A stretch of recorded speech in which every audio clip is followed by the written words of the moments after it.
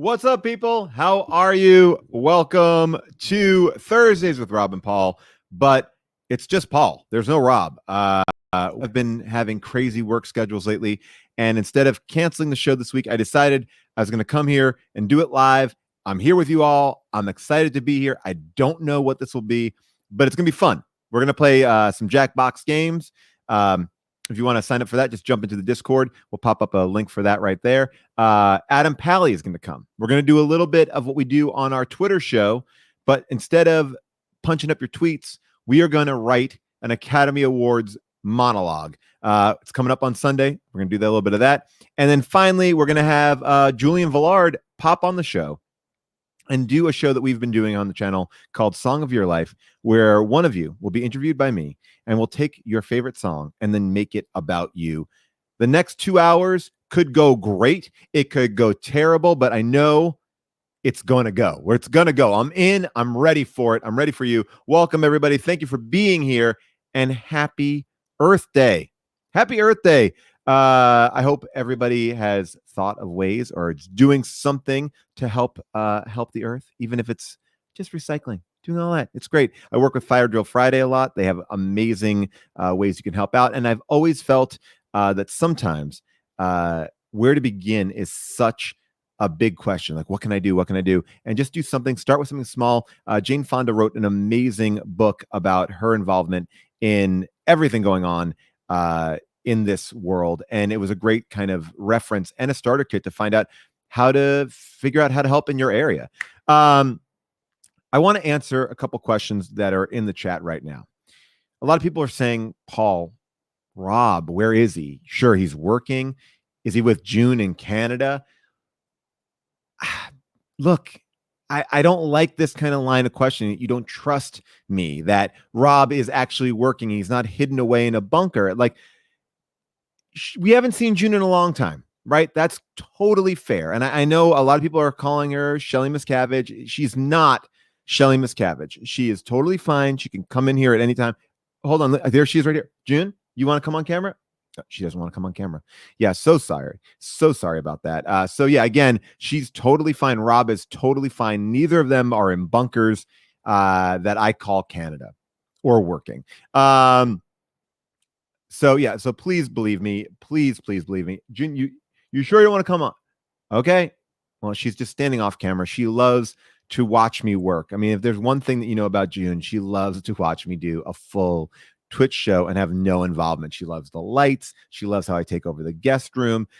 She loves all of that stuff. She's okay. You can stand right there, honey. Great to see you. You look great. And she looks amazing right here. So everyone is fine. Everyone is completely fine. Again, there is no bunker. There's no bunker. And if you want to see June, I mean, I'm not threatening you, like if you want to see June, but if you want to see June, tomorrow you can see June, because How Did This Get Made is doing a live virtual episode, which I know sounds like at the root, like, will that be fun? They've been so much fun. It's kind of like this, but it's a How Did This Get Made episode. It's the closest version that we can do to a live episode before people can get back to more live events. And if you don't know the movie that we're doing Tammy and the T-Rex. I saw somebody. Oh, awesome. Thank you so much. All joke in a salad. For getting tickets for that. We're doing Tammy and the T-Rex. If you look at the credits, it's called Tawny and the T-Rex because the person who did the credits didn't hear the name correctly. Basically, if you don't know anything about Tammy and the T-Rex, this is what you should know. Some dude got a hold of an animatronic dinosaur for 2 weeks and they shot a movie. And you know what? That's the way we should all be living our lives. Okay, so I'm glad that people are there. Misfit, you haven't missed a live show. But thank you. Thanks for coming to this. Let's actually want to maybe watch the trailer to Tammy and the T-Rex. Should we do that or no? Let's see what you guys want. What you want to do here. You're not a bad fan, say Katie. You can buy your tickets up until right before the show starts. Because here's the thing. It's virtual. The show starts at 6 o'clock Pacific time. You can buy it at 5:58. And here's the other thing. if you want to watch the show, you don't have to watch it live. You can watch it for the whole week after the show. I'm not plugging. I'm just telling you that, if you have an issue, you're in a different country, you can't get to it, you got a week. You got a week to watch it. Let's watch the trailer. Let's start off the show with something fun with the trailer. So here we go. I think we got a good one right here. I'm going to add this to the stream. All right. Here is the trailer for Tammy and the T-Rex.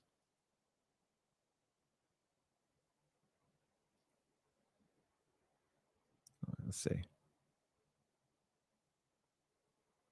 Is it too low?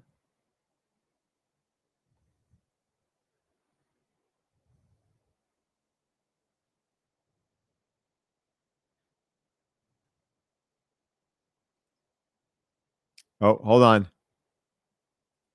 I'm hearing no audio. This is interesting. All right. No audio? No problem. We're going to fix it here. Hold on 1 second. I'm doing this out of OBS today. So hold on. Hold on. We're going to get this great. All right. Here we go. All right. Watch out. Now I'm going to be, it was too low. It was freaking me out. All right. I got this. I feel good about myself. All right. Here we go. By the way, I've never seen anything. All right. No sound, all eyebrows. Okay. I think this will work now. I hope it will work. Let's see. All right. This is going to be good for our Jackbox thing. Sound? We're hearing sound. He's still alive. What are you talking about? Michael! Michael's brain is inside of the dinosaur. I'm a dinosaur man, a prehistoric dude, king of the jungle, coming after you. Oh, God. T-Rex on the prowl, a reptile No. on the move. Better watch your step. I have not Dinosaur music inside my brain. Sometimes I feel like I'm sing. I feel the rumble. No, I have not seen it. Feel the roar. Oh, Dance to the music of the dinosaur. Ow! oh my God.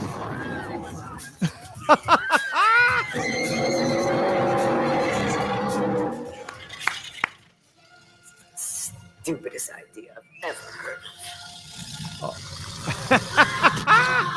Oh my goodness. That was better than I thought. No, I have not seen the movie. I never watch the movies before I watch them for the show. That's what Averill is for. Averill is our master person. She does everything. That was absolutely shocking and so fulfilling. I cannot wait to watch this movie. Tammy and T-Rex is available wherever you want to get it, but Alamo Drafthouse has it for rent for $2.99. It's Alamo on demand. You can also check it out in many places, but they have the gore cut. No, June's gonna love this. Right, June? Yeah, she said she didn't want to look at the screen because she likes to keep it a little bit pure. She gets up so early in the morning that she said, "Oh, I'll watch it in the morning, but I need to see this with her. I feel like I really need to see this with her." Okay. People say it's for free on YouTube. There we go. All right. Are we ready? Are we ready to play some games? Do we want to do anything before we play games? Any questions I can answer? We'll be able to talk about some stuff as we go. But all right, you can go to the Discord right now. You'll get the code for the room for the Quiplash that we will be playing, a little Jackbox games. And in about 15 minutes, we're going to stop our Jackbox, and which sounds really dirty. And then we're going to have Adam Pally pop in, and we're going to get into some of that. Is there a director's cut? People want to know of Tammy and T-Rex. I believe it's called the Gore cut, Gore, Gore. So I think there's a really bloody version of it. And after watching this, I am blown away by I'm blown away that that they ever thought they could release the non-gore cut. Like it would be like more of a romantic comedy. There's a P.T. Anderson cut of this as well. Great Amy Mann music in that. Then there's a Snyder cut, which is just a movie over and over again. It's so long. Okay, June is gonna love it. Don't say she's gonna hate it. She's gonna love it. She loves Denise Richards. She was on Real Housewives with her. All right, so I'm looking at the Quiplash room. No one's in there yet. All right. Okay. Let's see here. I'm seeing where I'm watching everybody load in. Load in. The code has been given out in our chat. All right. What's going on, Sir Lee? I haven't talked to Sir Lee. like we've talked on text, but I haven't gotten to talk to him in a while. All right, so people, I appreciate you supporting me here tonight as I go solo with not that much, but a lot. I kind of have a lot planned, but I'm also ready to go and ride the wave. Is that what they call it? All right, people are popping in. People are popping in to the Quiplash thing. We're gonna play this. My friend Arnie, who is a big reason, that the Quiplash games are so funny and well directed, is because Arnie Niekamp here. He is, you know him from Magic Tavern, the podcast. Amazing. So I love Jackbox. He gave me some good tips on how to do this. I'm getting ready to start our Jackbox game. Hold on one second. I'm going to get this ready to go. All right, people, this is it. This is the moment we've all been waiting for. Are we going to do this the right way? I think we will. I'm going to start the room. Okay. I'm going to share the thing because I'm not going to share the code. And then here we go. Gotta take off Sir Lee's comment. All right. So everyone get out your phones. Everyone can play in the online. Everyone can play online and just, vote for us or whatever you want to do. All right, here's our group of people. Welcome. I'm not even gonna try to read these names. Sarah, Blue Spoon, Farm Boy, Easy, Sweet Baby J, Stevie, and I don't know, Good for Business. Okay, that's great. I got nervous with that one. All right, here we go. I have to. Let's be no audio on Jackbox. I turned the audio down a little bit on Jackbox because I felt like we could talk a little bit more, right? Do we need the audio? I thought I would be the audio. Okay. I mean, right? What do you think? I mean, what do we think? Like, yeah. All right. So join the audience. Arnie's telling us to join the audience because it's more fun. All right. Yeah. We don't need the audio. We get it. Okay. We're going to write our answers on our device. I'll keep the thing going on here as we go. I'll keep it going. All right, now you have to watch me think about jokes as I go here. I normally go too vulgar. I understand it's a Twitch stream. I want to keep it a little less vulgar, so let's do that. Okay. It would be called this. It would be called, oh my gosh.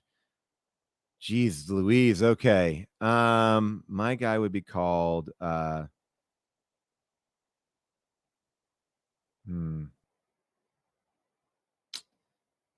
This is really tricky. Now, you see, this is where I should be talking a lot, but now I'm trying to think of a funny joke and I can't get it. All right. Okay, I got this one. Okay, this is great. I got that one. Got that in there. And okay. Here we go. This is, sorry, you have to watch me type. And you're going to see some bad spelling from me here. All right. This is 24 seconds. I feel good. I don't start regretting my my Quiplash choices until about 7 seconds left on the board. That's when I really start to feel really badly about the choices I made.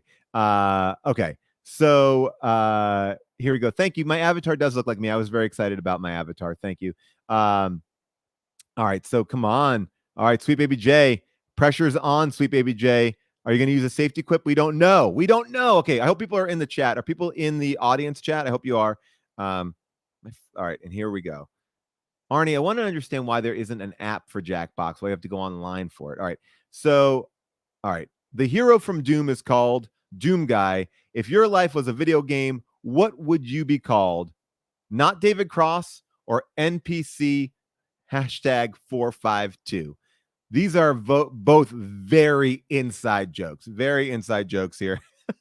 All right, so I'll tell you right now, I was not David Cross. That was me. And what did I do?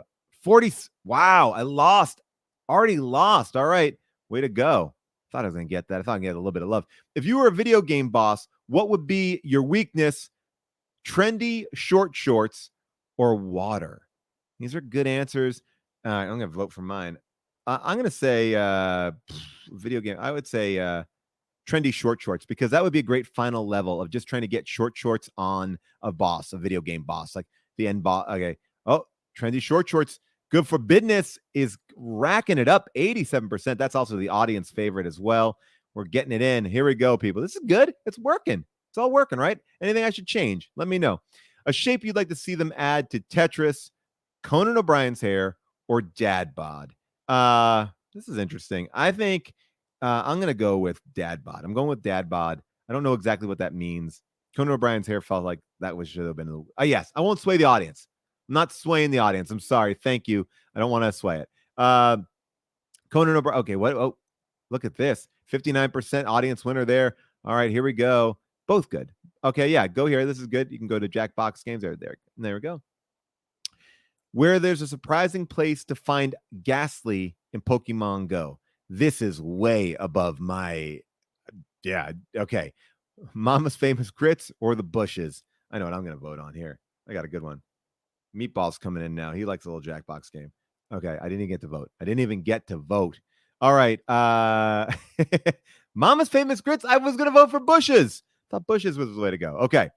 More Pokemon questions here. Non-violent use for a Hadokun blast. No answer. And to make barbecue chicken. What do we think? Thank you for the meatball things. I wish you could get on camera. Well, I feel like I won that one just by default.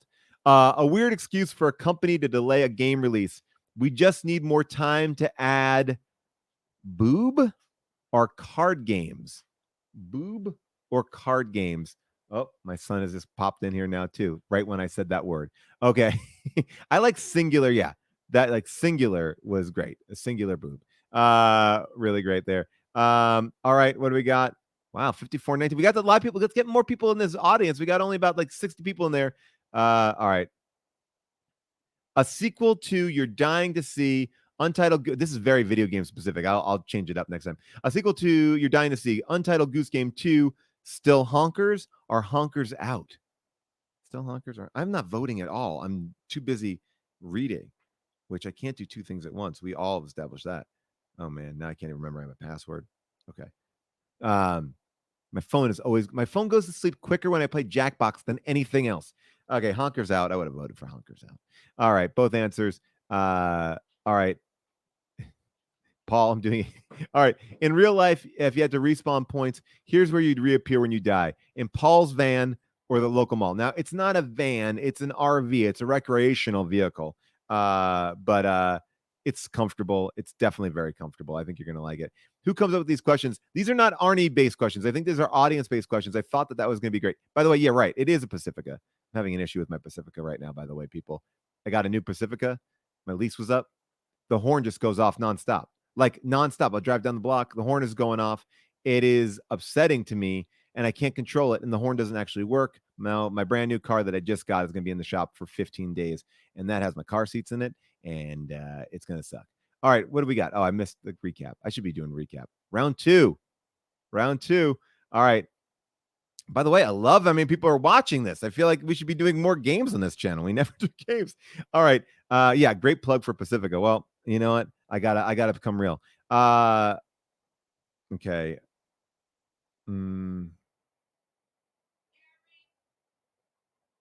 Okay. I put a curse in here. Can we curse? Are we okay with cursing? Daisy, I wish I was a spokesman. Okay. Let's see like this. Okay. Oh,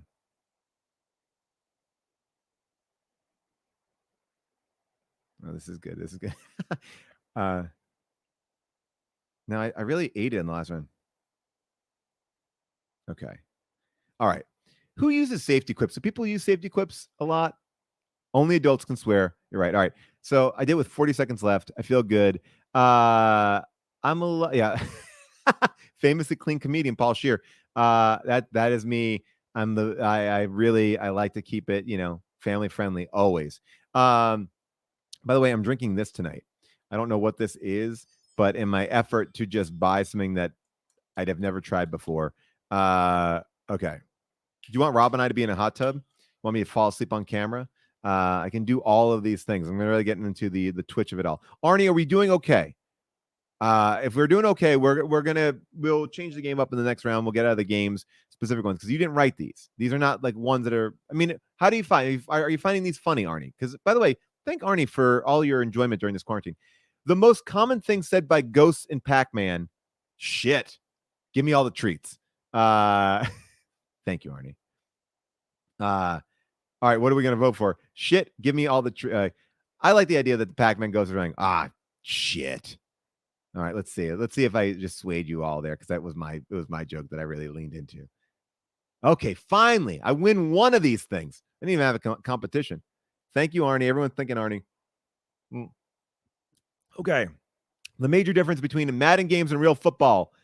Press B to take a knee. The announcers, ooh, guys, we're getting in there. We're getting it. We're all right. All right, here we go. The announcers. People like this. This is a good one. I don't know where this is gonna go. I'm not voting at all. All right. I feel like all right, let's see what we got. Oh, where are we going? Wow, 70-6. The audience, 76 people in that audience, and they all were like the B to the knee. That was good. B to knee. Zombies have been done. In this game, you fight hordes of furries or killer bees. And when I think of killer bees, I just think of it as being like John Belushi and Dan Aykroyd from the 1970s SNL. Like that's what I want it to be. People are very adamant that they like furries. Remember, getting the you can vote. Just all you need is your phone. Just type that code in. You'll be fine. It's right up there. Right up there in the corner. Boop, there it is. All right. What do we vote for? Furries. Yeah, furries. Yes, we needed that. Furry bees. There we go. All right, let's see where we are. To properly balance your team, you need a tank, a healer, and a sucker to carry the whole team, or a podcast host. Oh man, I don't even know. Is that a slam on me? Ted Lasso. I like you need a tank, a healer, and a Ted Lasso. Who's going as Ted Lasso for Halloween? I feel like that's going to be a terrible costume that people are going to really embrace for Halloween, and I'm not going to like it. It's like the first Halloween out, you're going to dress as Ted Lasso. No offense to Ted Lasso, the show or the human being, but I think it's going to be a lazy costume. I'm not excited about the Ted Lasso cosplay. The weirdest thing for the NBA Jam guy to yell as their character dunks a basketball. Call your mother. She misses you. Put the lotion in the basket. No offense to Sudeikis. No offense to Sudeikis. Thank you, Sir Lee. Sir Lee is going as me. You know, look, us bald guys have got to stick together. All right. So what do we see here? Oh, wow. Okay. That was mine, guys. All right. Yeah. 2 wins coming back. Put your mother in the basket. I like West Bay Monument, just mixing them up. What pirate of Hyrule should Link avoid? The Mushroom Kingdom or Lorule? By the way, if you did not know this is going to be video game specific category, you may be like, oh, what am I doing here? Okay. All right, here we go. Somebody said they lulled at that. All right, here we go. Ja Rule would have been great. West Bay, get in here, get on the Discord, get in here right away. We need this kind of level this thing from you. All right, here we go. In other video games, you can enter the Konami code and Quiplash. The cheat code to win is just type inside jokes that no one will understand or peen. Yeah, you see, I would have done a callback and put boob, just singular boob. But what are we going to vote for here? I'm voting on my device, which I always forget the code of. I'm going to say peen. I said peen. Did I sway the audience? I don't think I did. So yes, I get 0 references, but that's not stopping me. All right. Peen won at 58%. We're busting through this. Okay. Thank you. Yeah. I let me tell you something. As a bald man, okay. Oh no, my parents were right. Video games caused me to play video games, learn English. This is like one that's really kind of opening our eyes to some stuff here. All right, what do we pick? What are people picking here? All right, we got boom, play video games. All right, good. I like it. Shave my butt hair. Someone already here in the chat. Okay, very wholesome. Yeah, we are keeping a very wholesome game. I'm the only one who's cursed so far, and I apologize for that. All right, now I'm going to do the proper recap. All right, let's see what the standings are right now. In Quiplash, Friend Zone. Hey, I'm in the lead. Stevie behind him. Good for Business behind that. Oh, and Easy, Sarah, Blues. Okay, well, it was very quick. Arnie, these screens need to exist for a second more. All right. Thriplash. Okay, Pally is here. I don't want to keep Pally waiting because Pally's got a chance to kind of. Can we take a break? Can we? Oh my gosh, I don't want to end it right here before Pally pops in. All right, let's see if we can do this quick. We can do it quick, Pally. Can we just wait for like 2 minutes here, and then we're gonna do this. Everyone wants a AAA game or realistic. I don't even know what is a AAA game. What's a AAA game, people? All right. Oh, we're gonna turn out. We're gonna hold on because we got Pally, and I feel like we can't just like get Pally out of here. Pally, what's going on, buddy?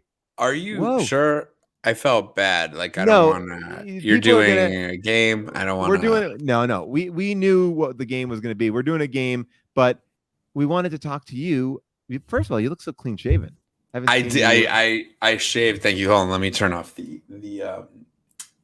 menu. I did. I got to shave. I had a beard for Sonic the Hedgehog 2. Yes. And it was annoying the hell out of me, and I got to like shave it off today, and it feels. Again, I know we've talked about this on our show, but I feel like when a man above 35 shaves their face, they look like a 75-year-old woman. And I feel that way right now. Like there's something about I look like an older lady. Here's what I'll say. You look good. You can pull it off. Your face can hold it. You look very young. Like you look, I gotta tell you, you look like a, I mean, I feel like we come to know, like, I just feel like you look a little bit more innocent to me. That's what I feel like. I feel like I'm looking at a younger version of you. Yeah, for sure. You are. I mean, you. It's actually weird. You're one of the only people that can claim like they saw me before I could grow a beard. Right. Oh yeah. You know, that's true. So like, but I know that I have a boyish face, but it's not. Like I don't love this vibe. There's something about. I don't know. There's something about my bare face that feels. Like fleshy and like I'm wearing the like that Eric Stoltz movie. Yeah. Oh yeah. Mask. Not like not the mask. not the mask. not the smoking mask. I will tell you, they have made me shave for Black Monday this season. I have not shot for a couple of days, and I don't like it. I don't like not having scruff. I feel like when I am totally and completely shaved, I feel, but I'm a bald guy, so it's too much skin. Like I feel like I don't have hair on the top, so I need to put hair somewhere to balance out something. And so when I'm that's how I hear you. I mean, I hear you. I feel the same way. Like I feel like there's something about my boyish, like my age is so deceiving. People think I'm like either 24. Like if I go into the DMV, they talk to me like it's my first time in there. You know what I mean? They're yelling at me. They're like, okay, so you stand here. You know, like but I'm like almost 40. So it is odd. Like my age is super deceiving. Like if you would see the scripts I get sent, like 90% of the scripts I get sent, the character's name is Boner. I am always like, the scripts I get sent are like, he lives in a refrigerator on the off side of town. He's a lovely guy, but he may have murdered someone. Like I'm like, guys, this is how we see. This is how we see me. I thought it was a little more affable than that. It's always like mid-30s, down on his luck. Or like mid 30s, can't get his act together. Like I was so upset because I was like, what did they offer me? They didn't offer it to me, but it was like a movie where it was like he owns his own hot air balloon company, and that's the only place where he can go to feel like he's been seen by the world. It's always that. Every character is like, for some reason, every writer, when they're like sitting down to write, they view their proxy of like the lead character as some sort of sociopathic like troll monster. You know what I mean? It's like you get sent the script and like a letter will come through sometimes like, hey, I was thinking of you when I was writing. It's like, oh, awesome, that's amazing. And then the first page is like, burn victim, 30s burn victim. You're like, well, all right, yeah, okay, sure. I'll read it. It's a great script. I just feel a little bit uncomfortable playing a child molester, but I do appreciate you thinking of me. Thank you for thinking of me. Yeah, thank you for thinking of me. Or like, we only thought of you in mind. It's a cannibal who only uses the N-word. It's like, what? We just thought you could do it. Like you could also bring some humor to that role. A lot of people play that too seriously. It's like.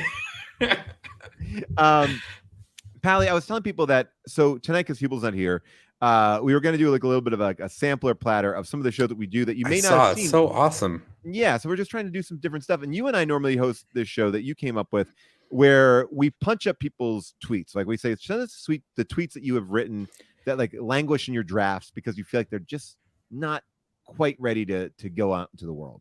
Yeah.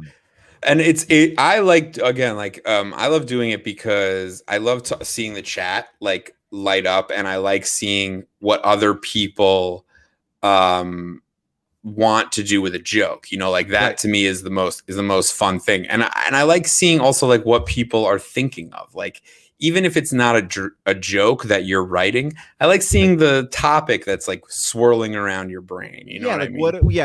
What do you want to get off your chest? Because I feel like Twitter in the past used to be like I just saw something. Like we were all like mini Jerry Seinfelds for like 5 years, and then it was actually quite plausible. Like and like it let it kind of opened the door to that, where everyone was like, you know what, I can just make an observation and have it be worth something. I mean, it's not monetarily worth anything, but it's worth other people looking at my, and you're getting, you know, whatever it is, plucked out of their homes and being put on writing staffs and getting deals. I mean, like 75% of the staff of Parks and Rec was pulled right from Twitter. It's wild. And they're all like super successful writers now. And Ken Tremendous was pulled from Twitter as well. We did something a little bit different though tonight. We wanted to do this because the Academy Awards are coming up this Sunday, and I don't even know what that even means. I don't even I'm neither excited nor am I not excited about it.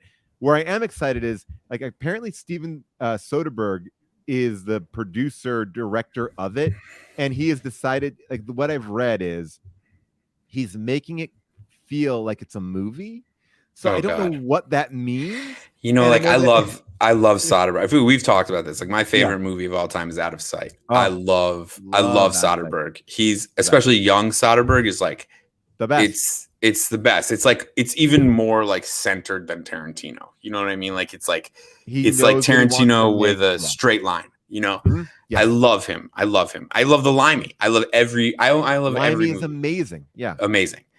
Where Soderbergh, where oftentimes I'm like, oh, is when he does stuff like this. Like, I'm going to make the Academy Awards feel like a movie, or like, I'm going to make a web series that you can only buy in 5-second increments stars Sasha Grey.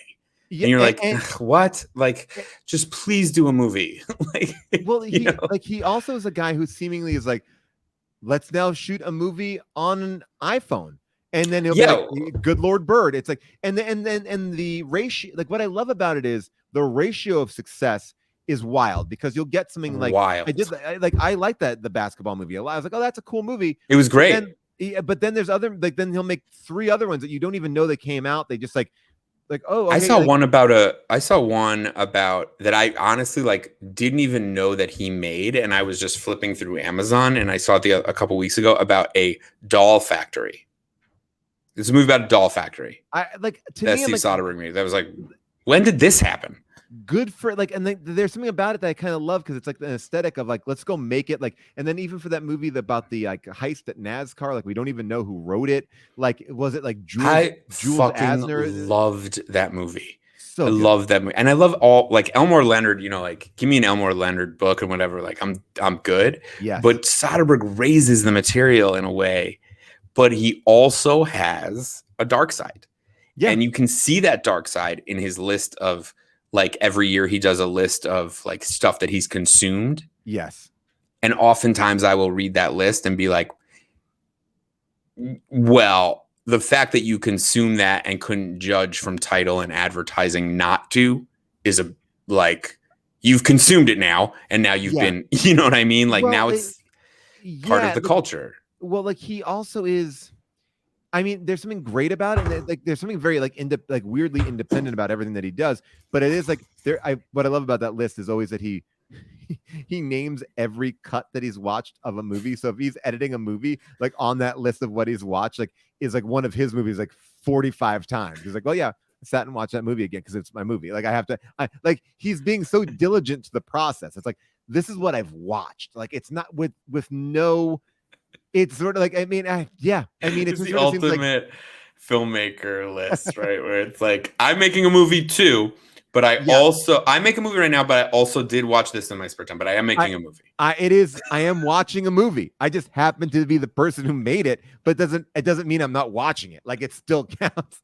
So I like that. Ezra Koenig does that on his. Do you ever listen to Time Crisis? Oh yeah.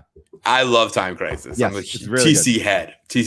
And Ezra Koenig will sometimes, like, in the middle of the radio show, drop a Vampire Weekend song. Yes. And you're like, I do love this song. Well, I guess it is kind of weird that the DJ's spinning it. Oh, it's like, well, yeah, this is a chance for me to show you what I got. Like it Siri is playing my Time Crisis. I mean, I've told you this thing where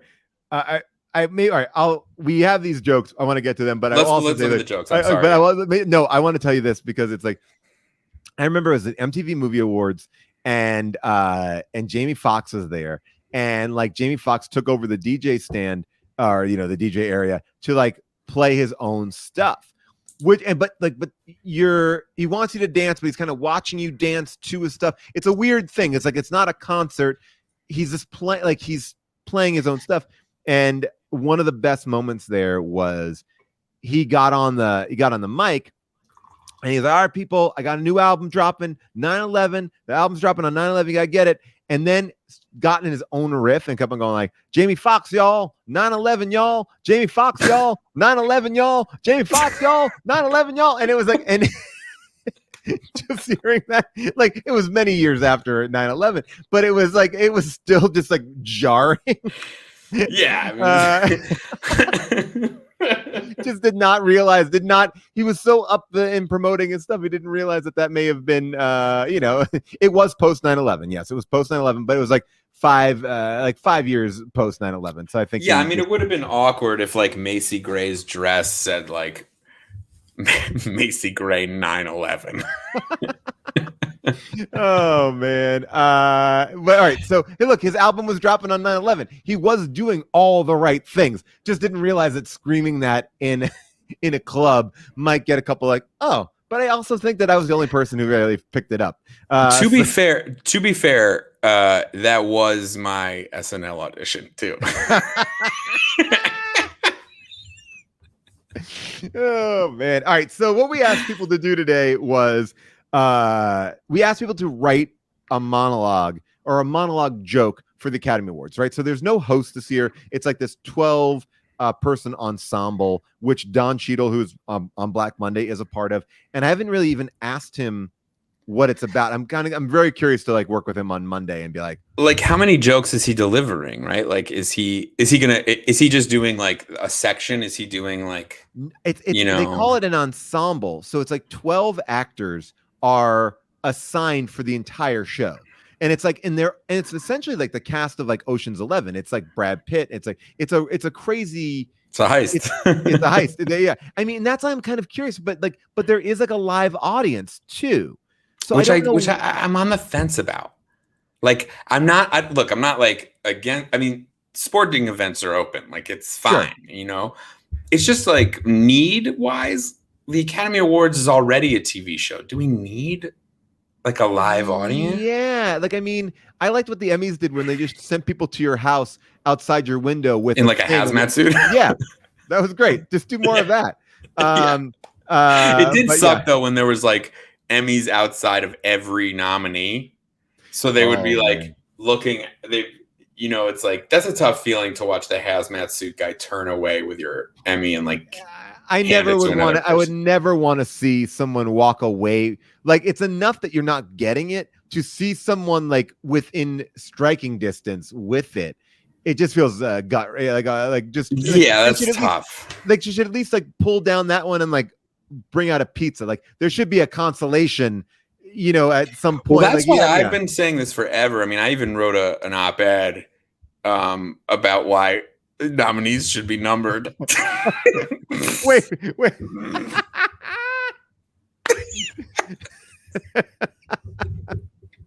Oh You should know what place. You should know what place you come in. I love that idea. Like, so it's like the dating game is like, and it's like okay, there's like Carrie Family Mulligan. Feud. It's like Family Feud. Like, all right, best supporting actor. 45 people said. I would love it. I would love it if they like, and again, like you cut to every, like again, going back to my dating game thing, like everyone just having one of those punch dials in the audience. Do it live. Just do it live in the moment. Like fuck. Oh my god. Fuck the sending and voting. Everyone's there just like jamming buttons. Buttons. You see nominees like classy move. I'm not gonna hit my button, but like I can't. Yeah. But you know that they've done it. They've done it. Of course. And you see like the nominees date like. Buttons. Oh my god, we gotta do that. We have to do runner up Academy Award. Oh my god. All right, so these are what people wrote. These are the jokes they wrote. Do you want to present them, Adam? Would you like to? Yeah, I do. I would like to do it just because like there is no host, and obviously, I would love to give it a shot. All right, so here we go. These are jokes that we got off our Discord. These are what you might. This is not in the order of the monologue. It's just going to be these are random jokes, so it could hit at any point. All right, here we go. This is the first one. Can you read that one? Yeah. This might be the year that La La Land finally wins Best Picture. Now, I like it. I like it. It's off. It's a great starting point. Yes, I will say. I think that we can bump it a little bit. Yeah. By giving some context, even. You know what I mean? Yeah, I think you need to set up the world, right? It's like, hey, this year it's been a little bit weird. Not many movies came out, which means, or like a little, like you gotta like walk it in a little bit, right? Or like fair warning, a lot of the presenters have been in quarantine for over a year. So regardless of the actual winner, each award will be announced next to La La Land.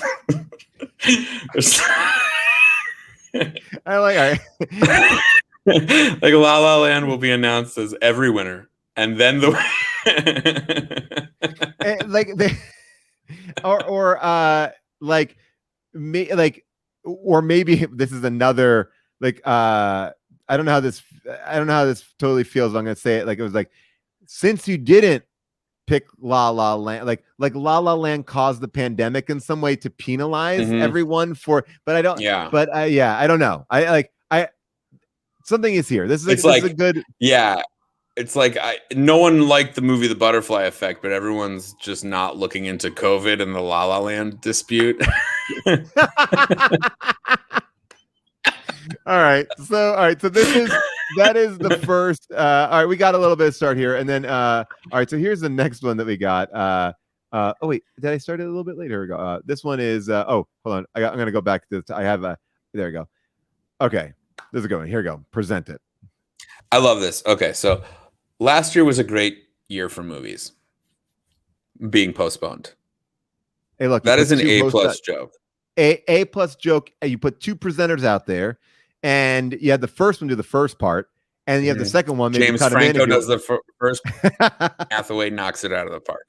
But I do think I will, for Twitter's sake, like if I'm reading this, I do think there might be a way to enhance the laugh, which is to add more ellipses to the point where you're almost at the end of the tweet. So it gives the auspice that we're pausing for like a longer time. I think sometimes those visual it's like that visual joke I think will help. So to Pambot, I will say, like, tweet that is an A+ joke. Maybe save it for Oscar night. Like everyone sit on these until Oscar night, because we need to, well, use it when you got to use it. Yeah, that's what we want. Yeah, but this is a great one. I would add a ton of ellipses. Would you do it like this? Would you do it like last year was a great year for movies, ... and then do single dot, boom, boom, boom, boom, boom. So it almost builds like a scroll type of a thing, and then go. I don't mind that. I think it might take up too much timeline that way. So I think you might want to just do the horizontal ... and let it feel like almost a paragraph. All right. And then at the end of the paragraph, you go being postponed. I think that will be a home run. I love it. Pambot, you hit it out of the park. All right, here And we I go. can't wait to see Kate Blanchett destroy that joke. By the way, if you are a performer, if you're one of those ensemble people, you're watching, take any of these jokes. You can take these Please. jokes. They're And here. I actually do think that the ensemble thing will work because this is something that always happens. I feel like comedians especially are quick to hate on this concept, right? They go Yeah. like, well, it's not a host. It's not like, Mhm. However, actors are good at turning a joke. Most actors are. I agree because they actually care about the lines. They're not going to wing it. Like the only people that I think that are consistently hilarious at these award shows are like people like Sacha Baron Cohen, Kristen Wiig, Us. Amy, us. Like Us. the people who Yeah. actually like give a shit about what they're presenting. And Yeah. like they actually create a joke. Seth Rogen, like everyone does, like they like go, like, Yeah. I'm gonna actually make this a performance piece, not just read this teleprompter and like that's the idea. Like it seems like they're put out like, well, you gave me something that didn't work. It's like, well, you have to take some ownership over this. Like Right. you And know. a good actor, you notice, especially on these award shows, like the good actors are able to, even when like the prompter's down or whatever, they're able to like, whatever. They're like, this is a funny moment, no matter what. I think actually a 12-person group that feels like united, like, what is this? We've never done anything like this. It's going to be better than, I feel like almost because of Twitter, like the one host thing has actually gotten, it's almost like it's so easy to shit on that person because it's like no one's going to like everything. So it's like this may be the best way forward in a weird way. Yeah, and I'm fine with it. I just think that where it gets rough in these 12-person things, because there's a dark side to them. Yeah. And where it gets rough is the non-pro pros. And what I mean by that, there is like this type. There is a non-pro pro, right? Yeah. There is a type of actor, celebrity, Academy Award type star who is a pro in what you assume, but like not a pro. So they'll get there and they'll be nervous about the way they look and they'll be upset about where they're going in the order and they'll be checking on everything and then they'll mess up the joke. You know what I mean? And like, right, because they're not focused on like it is a performance. Like you got to get out there on stage and perform. Like one of the things that when Rob and I hosted the Critics' Choice Awards, no big deal. We nominated that year. Hey, look at this. Not bad. Not bad. Not bad. Like, we were able to like run our material so many times before we actually did it on stage. Yeah. Like because that room is dead. Like you're gonna tell a joke to Ben Kingsley. I remember like looking out in the audience and being like, "There's Meryl Streep, and then there's Ben Kingsley." Like, of course, they're in it, but they're also like they're waiting for that fucking that the ranking of like, are they gonna win? Or are they not? And it's another dinner and a long line of like they're not like the most receptive audience. They're not like psyched to be there. It's not like they're only psyched to be there when the camera's on them. Like, oh hey. I like that people in the chat are saying name dropping brag and like the names that we dropped were ourselves. Also, the names that I'm dropping are the people that were. It wasn't like I was hanging out with them. It's like these are people that were in seats and tables in a room that I was in. Working for them. I was like a monkey for them. I do remember there was one person.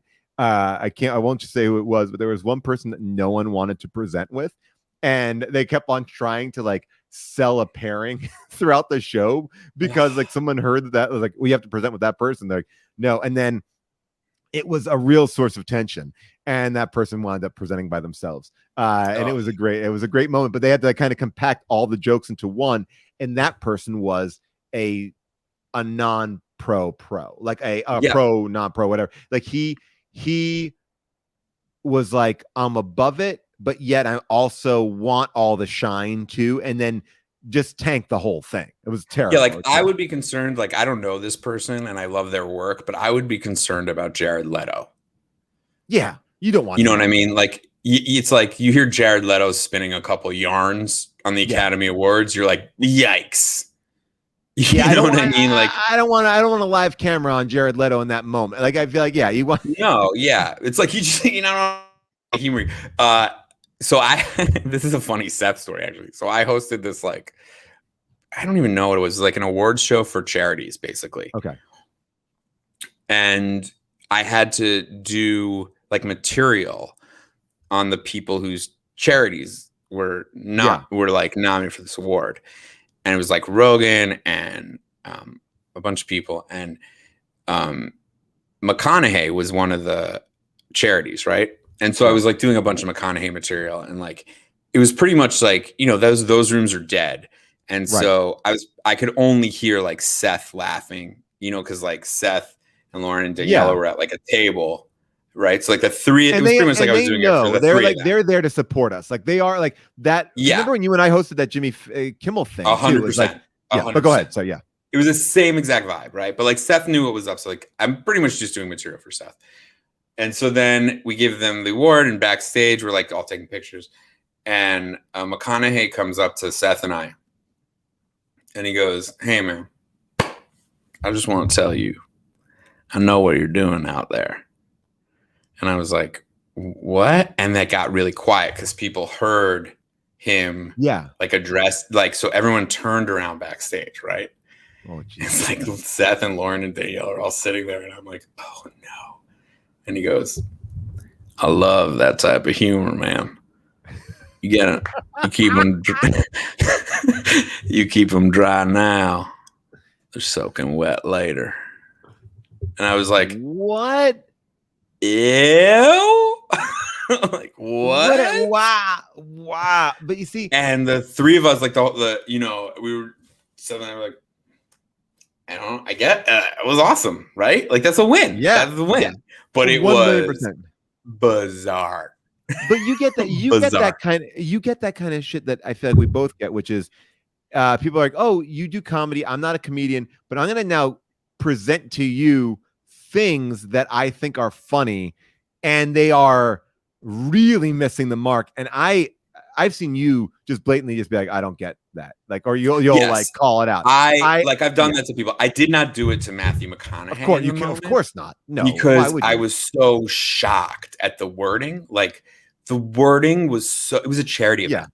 It was a charity. By the way, you got to accept everything that McConaughey's like. I feel like he's not even like that's like like he's not even making a joke. He's just like that's a life lesson that he's just giving you that you're like, oh yeah, and like and it was just a bad crowd too, right? Because like Daniela, my wife, was like so nervous because she's like, when he started, she was like, "Fucking Adam, of course, right? Like he's gonna get," because he didn't know how it was gonna go. And then once he starts, once he's like, I love that type of humor, man. You have fucking Rogan who's like, "Oh," and I was like, "What? Like, just give it to me, like, hit me with it." And then he said it, he walked away, and Rogan's like, "I did not know how that was gonna go." Well, I mean, when you and I did that, I know you have to leave, but like when you and I did that, when you and I did that Kimmel event, like one of the people that was bidding on one of the very high ticket items was Doug Ellen, the creator of Entourage. And then all we did was like these like aggressive anti-Entourage jokes, like, but they weren't like, they were like, if you looked at it through one lens, you'd be like, "Oh, they love Entourage." If you looked at it through another lens, you're like, "Oh, they're slamming Entourage." And we were just like, "Come on, Doug. Oh yeah." Like whatever we were doing, like I felt like we like talked about Entourage. Embarrassed him into like, I feel like I feel like one of my best lines was in that, which was he had just come from like a golf thing. Do you remember? And he was wearing a sweater tied around his neck. And I was like, "Come on, Doug Ellen. I know you have money. You're wearing a sweater tied around your neck." Oh my God. By the way, if you want to listen to some good Doug Ellen shit, you got to get on Victory the podcast. Oh, I'm all the way in. Oh my gosh. If you don't know about it, it's amazing. It's an Entourage recap podcast with Johnny Drama, Kevin Dillon. It is hosted on Kevin Connolly's podcast network, Action Park Media, and it is with Doug Ellen. Those are the three. That's the three-headed monster that hosts the show. With Jeremy Piven will pop in and Rex. Yeah, Rex will pop. Those are my favorites when Rex pops in. I love all of it. I love when they talk about the food. They're, like one of the big topics on Victory Podcast is like, we got wraps. The Victory Podcast is like they really they are it. I don't even all I knew is that Kevin Connolly was starting a podcast company. Like it was like we got like I was like, wow, all right, what's on the docket? A show with Nikki Hilton and an Entourage recap podcast. Like that is action. But great, good for you. And this show is, I don't know, it's amazing. Yeah, I love them talking about how people are really wanting an Entourage reboot, and maybe they could be swayed. They can maybe be swayed about it. It's brilliant. All right, Paul. I have one All right, before I you leave. gotta Real go. quick. Yeah, I have yes. one. I have a tweet that I need help with, which is Okay, like got it. more along Yeah. the lines of our regular show. Okay. So this is just maybe everyone could help me real quick. Yeah. So this is what I have right now. It says, "The day I was born, I made a promise to myself." That's all I have. That's all I have. But I don't like leaving these shows unless I fire one out at the end. Yeah, of course. So Okay. if anyone has a B-side to "The day I was born, I made a promise to myself." I mean, here's my first thought. The day I was born, I made a promise to myself. I can't remember it because I was a baby. Like some version of that. Like Yeah. I wish I remembered it. Yeah, I wish I remembered it. I wish I was old enough to write it down. That's but no one wrote it down. That's why I hate, that's why I hate so and so, or that's why I hate doctors, or But no one wrote it down, so we'll never know. But I couldn't write it down. I could, yeah, but I couldn't write it. Yeah. What were people saying? Right. People are saying here, people are saying just send it out as is. Here's a good one. And I've been lying to myself ever since. I love that. This one, I'm going to use this umbilical cord forever, which, and then let's see. This is one. This is a different way to go. It was goo, goo, goo. And then, I like that. Oh, this is a good one. I like this one, but I couldn't unlock my phone. I would have written it down. I would have written it down, but I couldn't unlock my phone. All right, I think that's there. It is. I feel like that one Thank is you. gonna do really, really well. Great work, team. Great work, Farm Thank Boy. you so much for having me again, Paul. Love you, It was a pleasure. All right, see you later, buddy. Bye. See you. That was man. Adam Pally. Oh, so good to see him. Well, there we go. He interrupted our game. I apologize about that. He interrupted our game. But that is just one of the shows that we do here on the channel. And just like that, we spend about 30 minutes talking about just bullshit, and then we'll attack some tweets later. That was so fun. By the way, because I think we're in this tweet mindset, I wanted to also kind of show off what we've been doing on Screen Test. Screen Test is a show that I host with Amy Nicholson. It's based on our Unspooled podcast where we talk about the best movies ever made. And we do two shows with Unspooled. We do a show where we just kind of talk about general movie topics.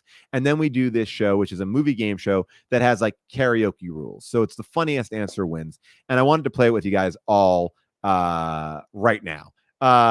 Okay.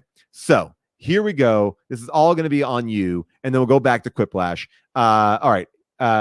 So this is the premise. I'm going to pop it up right here. Okay.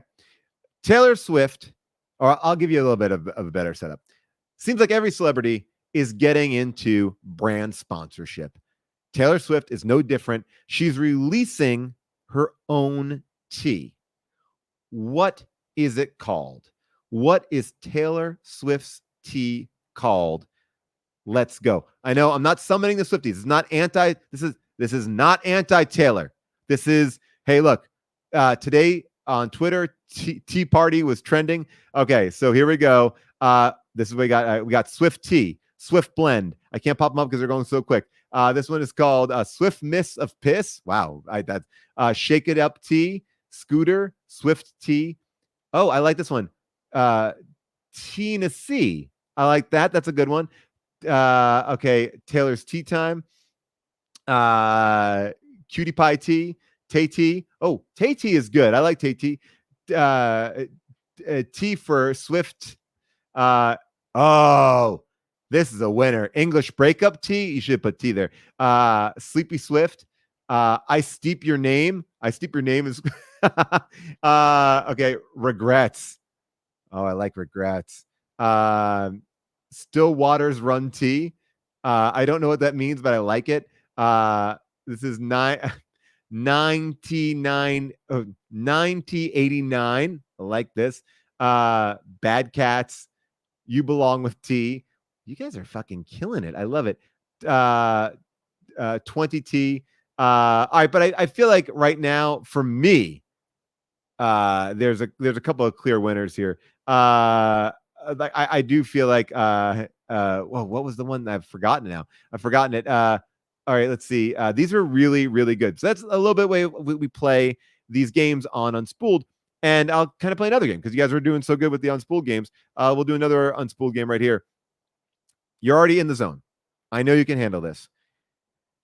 We want to come up with the name of a sequel that is not to be made, a sequel that probably shouldn't be made. Like, so, like Terminator 2, Judgment Day, right? We need to make a title that, Teenage Mutant Ninja Turtles 2, The Secret of the Ooze, right? We want to have like a little colon continuation, that just not like, if I said 12 Angry Men, I wouldn't want you to say 13 Angry Men. I would want you to be like 12 Angry Men and a baby, right? Something like that. So here we go. Your movie to come up with a sequel that doesn't deserve a sequel is Tenet.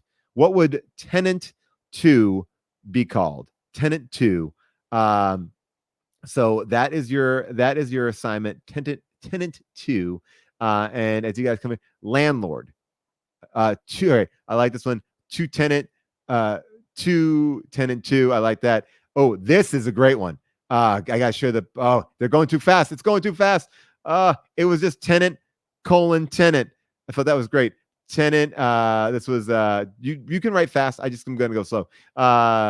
Let's see here. Tenet 2, because Christopher Nolan has dirt on all of us. Tenet 2 because it's cool, I guess. Tenet Electric Boogaloo. Tenet 2 Home Edition. Tenet 2 Eviction. Tenet 2 Interstellar. Let's see what else we got. I think we can get some other ones. Tenet 2 Just Watch Tenet Again.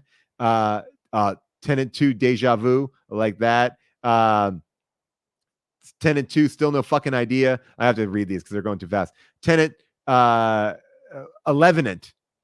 That's a good one. I like that. 11th. Tenet 2 The Explanation. Tenet 2 Look Who's Tenet Now. We have Tenet 2 Electric Boogaloo. All right, what else we have? Taking a Longer Nap. Tenet 2 Taking a Longer Nap. This is a good one. Tenet 2 Tenet 2 Tenet. I like that one a lot. Okay. Tenet 2 Tinnitus. Tenet 2 Heart to Heart. 11th is probably the one that got me the hardest when I first saw it, I think. Tenet 2 Lost in New York. Tenet 2 Equals a Dozen. These are good. You guys are very, very good. You two talking Tenet to me. We got that. Tenet 2 The Nolation. Tenet 2 A Brute. All right. These are great. Would you want to do one more? Should we do one more here, or should we go back to a little Jackbox before you see Julian? What do you want to do? Tenet to America. I like it. One more? All right, one more. All right, this is one that we did this week on the 420 show. So if you've seen the 420 show that we did a screen test, you might already have a heads up on this one, but I think it's a good one to do. All right. Stoner movies come in all shapes and sizes.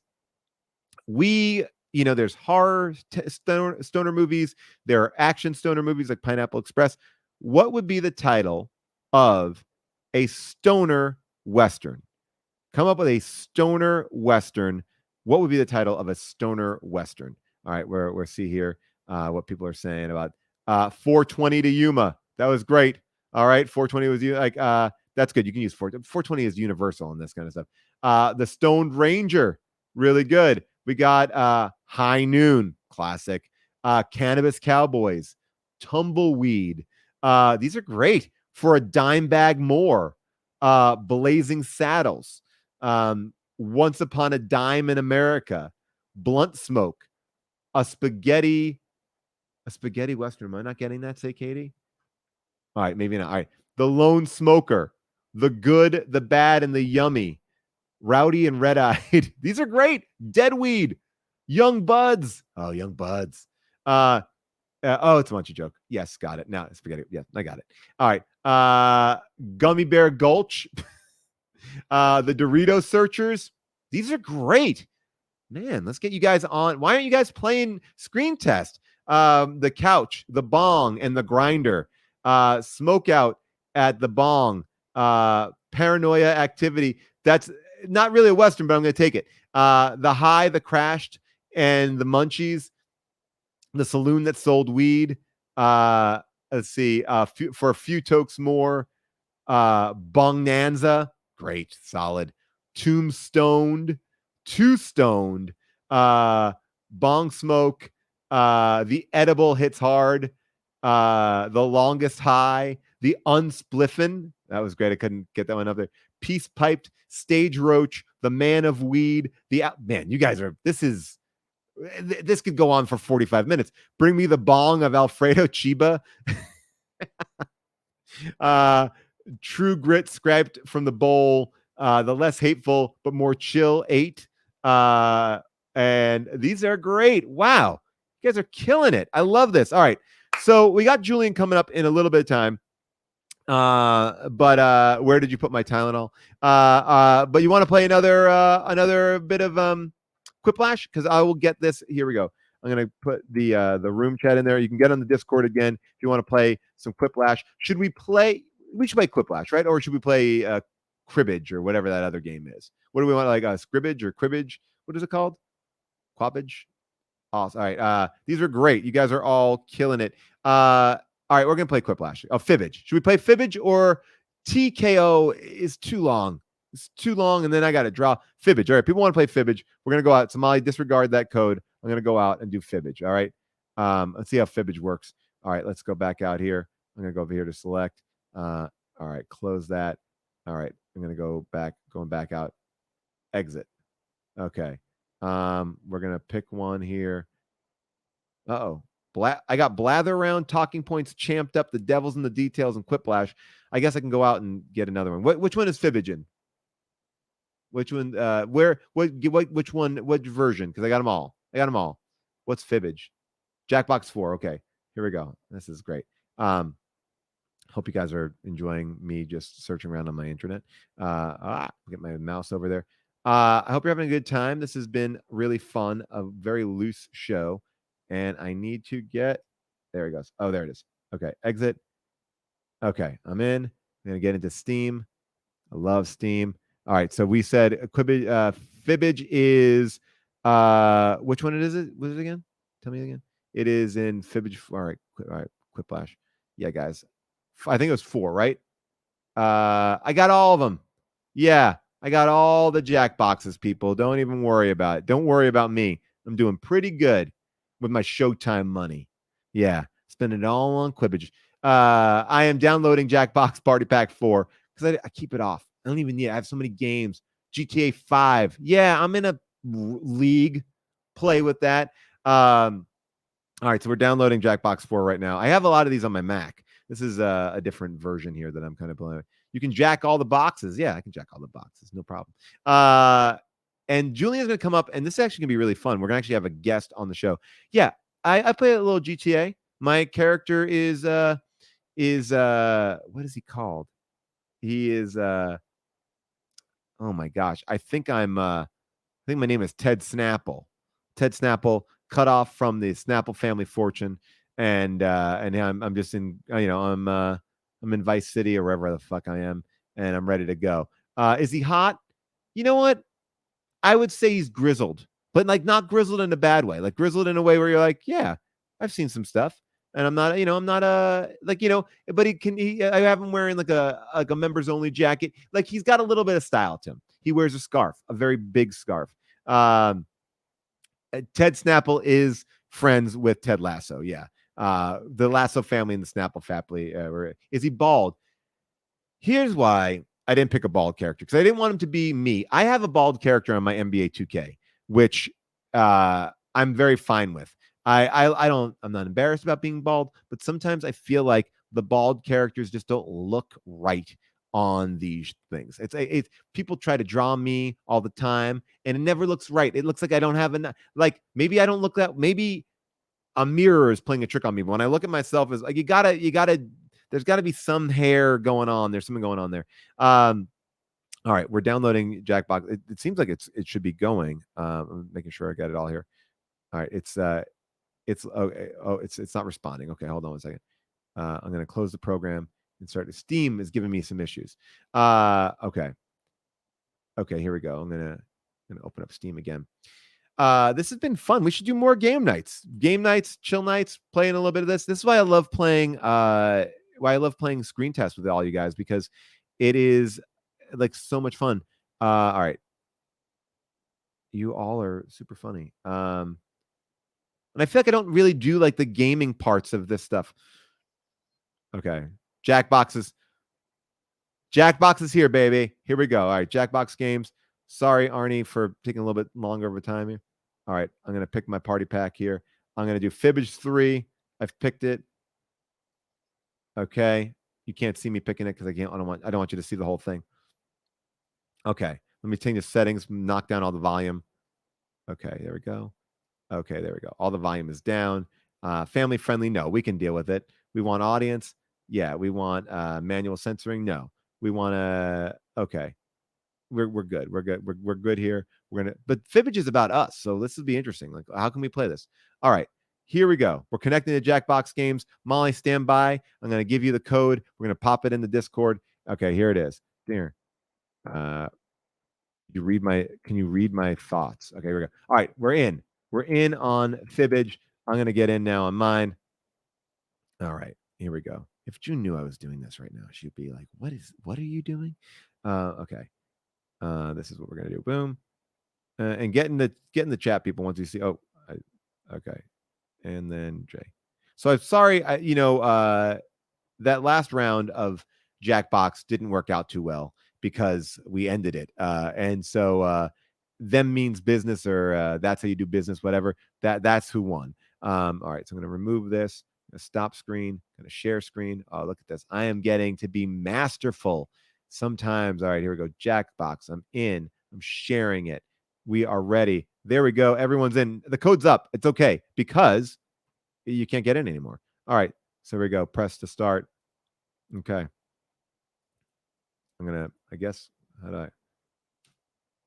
All right. Starting now. So everyone can get in the, you can go watch it in the audience here because that's how we're going to do it. And I'm going to close down Steam. All right. Here we go. Fibbage 3. Now, June, does she like Among Us? I think that June would like Among Us if she understood how to play it. When we did it for charity, we raised so much money, which is amazing, and for Feeding America. And if we had like an extra hour, it would have been so much fun. You don't have to join the audience if you don't want. Like, look, Arnie, I want people to join the audience because I want to get some good votes here, and I want to, and this is how we're gonna do it. Thank you to Pamster, who is one of our new moderators on the channel. And June would be a good imposter. Yeah, she would. June likes playing those games. Like June likes playing Mafia. I always have to host Mafia. All right, so here we go. Odd names. Here we go. West Bay. You're picking our category for us. Very exciting. All right. Am I doing How Did This Get Made on Twitch? No. We are doing it tomorrow on location live. Okay. Oh, okay. We're doing it on location live. So you can get a ticket for that, but you can watch it the whole entire week, and we'll pop that up in the chat. What that is. Okay. So I have to do this. Cockshut is simply an old English word meaning. Okay. Oh, I got this. Oh, I got a good one. Oh, I feel really solid about mine. I entered it in 1, 2, 3. Guys, write it in the chat, and I can read these in the chat. Bra was one I read there. And this is Old Spice. When you hit a shuttlecock too hard. Cockshut is a old English word meaning to fart loudly, to research anyone, to wang clamp. Okay, here we go. These are the votes. Like, all right, so we have to vote on what it is. I'm gonna say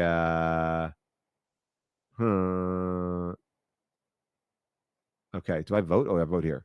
I was voting on my page. All right. Okay. And this is kind of like what we were saying about how oh my gosh. Here we go. I think I voted on a couple of things. Okay. Let's see. Here we go. Zipper. That was mine. 22%. What do we got? Oh, that was wait, Zipper. Okay. Look at that. Did I win that both times? Eggs. Oh no, 8% for audience. Wow, audience really went down. That's our lie. Okay, great. Keeping them dry. Who came up with that? That was West Bay. Audience is 5%. I don't know what these numbers are doing here, but these are great. Impotent. Jack Rappacy got 16%. Not bad, Jack. Let's see what we got here. To deny a wife her daily shooping, 14%. Paul's Wallywog Life. Closed for booty business. I voted for this one, and I got 8% there. I don't know why I voted for that one. It seems dirty. Okay, double zipper, birds of a feather. Dead chicken. Here we go. All right, it's going too fast. We can. I don't have to underscore this. That's the truth. Wait. I thought we were supposed to all lie. Oh, it's one person has the truth. Is that what it is? All right. This is the R-rated content that you come to see. Yes, you're right. Okay. So what do we got here? Who is the winner of this one? All right. So Master Twig. Wait, great job. One of our moderators in the other, right? Okay, let's go. Use the code. Here we go. All right, here we go. Oh, the game knows the truth. Okay. Here we go. We're going to do this. Okay. All right, this is a great one. I love a Shia LaBeouf one. Shia LaBeouf lived on the block from me. I saw him making this zine. Okay. All right. She sits, I blank in my mouth. She sits, okay, okay, I understand what we're doing now. I get it. No, Shia, lovely guy, nice guy. Once saw him working out at the gym in cowboy boots, working out on a leg press machine in cowboy boots. This is like Transformers 2 time. By the way, I auditioned for Transformers 2 to be like his his college roommate. It's a whole other situation. Okay. Oh man, you're right. I'm sorry, guys. Yes, Shia is not a good guy. Beats his girlfriend. Yes. Sorry, I don't even say it so cavalierly. Arnie, why is it still in the game? All right, so here we go. We're just talking about what was in his text. All right, too many answers. People are saying it's too many answers up here. Okay. Here we go. Vomited. All right. We're going to see what goes through here. That's Canary's lie. Vomited is Canary's lie. Burp was Friend Zone's lie. Oh yeah, that was my lie. Okay, sure. Yell loudly. That was Portable Jeff's lie. Okay. We're moving quick now. Not a nice person. Gloria Tone, believe me, I don't need to, you don't need to correct yourself. Cute, not cute. Bad news. Yeah, absolutely. I just forgot. I wasn't really in my Shia lane. I just thought about those cowboy boots, and it really just overtook an image that I had of him for like 15 years. Okay. Yeah, we don't have to get into Shia ultimately. All right, to squirt toothpaste. Ooh, she sits. I squirt toothpaste in my mouth. All right, well, there we go. I'm losing this game badly, I feel like. All right. Master Twig still at the top. Canary are at the second place. All right. Here we go. Does Ted Snapple wear cowboy boots? No, Ted Snapple wears like loafers. Julian's in the chat. All right. So this game is weird as hell. It is. I feel like it's moving quicker than Quiplash, but here we go. Dara Orabach of Dolly House University has dedicated her life to an interesting field of study, solving the mystery of. Great. Everyone in the chat, let's see what you guys have. Dara Orabach, solving the mystery of.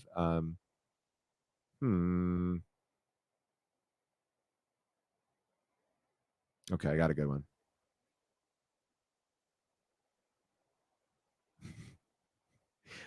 I like when I make a joke that only I'm going to like. And I just did it. I feel really good. People say solving the mystery of Tenet, solving the mystery of Squirrel, why my poop stinks. It's pronounced Dollhouse A. Dollhouse A? That's my alma mater. Well, hello, Japan of Green Gables. Okay. So here we go. Dara Orbach of Dollhouse E. Is that what I'm saying? Dollhouse E. Dollhouse E has dedicated her life to studying the mystery of pudding skin, the old clock, Jerry Orbach's lost gold, the missing sock, dolphin vaginas, why onions make your eye water, mansplaining morning wood, or Jerry Orbach's ageless face. Okay. Pollywog, you and I are on the same page because I also have a Jerry Orbach answer here. Okay, I'm not voting. That's their lie. Okay. And then mansplaining, people are saying it's mansplaining. Oh, audience lie, pudding skin. All right. What do we got? The missing sock. Is this going to be it? No. Okay. The old clock. What's the mystery of the old clock? All right. We know that Jack Rhapsody lied there. All right. Jerry Orbach's lost gold. That's me. 20% for the audience. Thank you, audience. That was one that only is for me. Got 100 points there. That's deserved. 100 points. I didn't deserve more than that. Morning Wood. Is that the real one? No. Wait a second. Is it right? All right. Mansplaining. People say it's mansplaining. Canaries lie. Okay. So what do we got? Dolphin vaginas. No, this can't be the truth. Wow. What is the mystery of the dolphin vagina? Like, there's no mystery to it, right? If you have it, there it is. Like, what? They're not there? Are they there? Does anyone understand what this is? I don't know. Who knows? Does somebody actually know that? All right. So, all right, here we go. Julian, I know you're waiting. We're going to get to you in 1 second. All right. So Jack Rhapsody is choosing a category. You can still join in here. Yeah, Dolphin and Vajayjay is mysterious. If anyone can explain why, I would love to. Okay, somebody said they chose it and they don't even know why. Okay, here we go. I'm going to do this one. Mills End Park in Portland was founded in 1948 by Dick Fagan, who claimed it was the home to the only blank in North America. Mills End Park was founded in 1948 by Dick Fagan, who claimed it was the only home to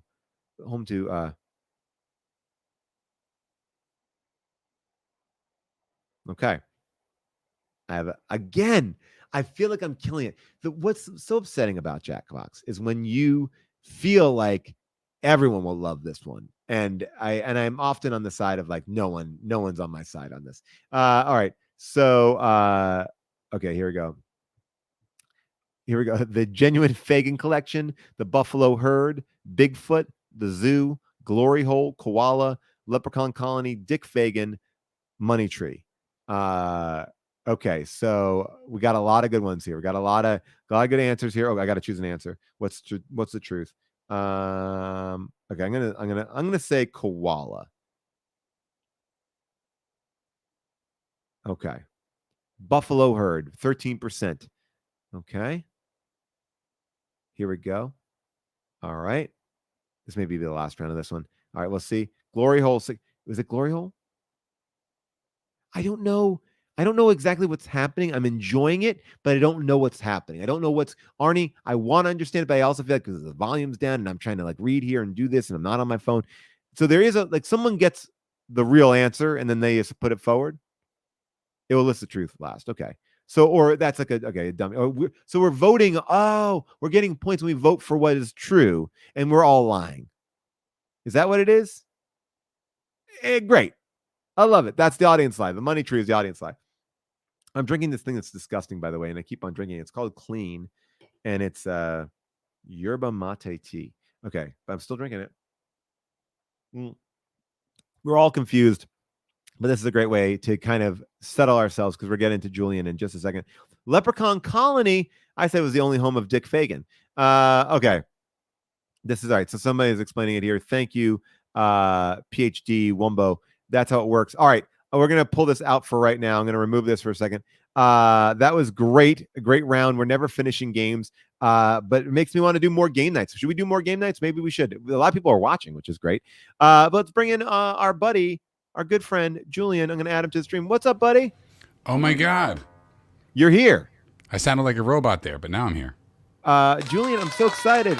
Hey, look at that. You got the soundboard. I have not gotten my soundboard all hooked up yet, but I'm excited you're here because tonight we are doing a different kind of a Thursday show. Normally it's me and Rob. Rob is busy working. So I said, you know what? I'm going to take over the channel and do some games, do some bits, and kind of highlight some of the shows that we do here. And you and I just started doing a show called Song of Your Life. And you want to tell people like how this all kind of shakes out? Yeah.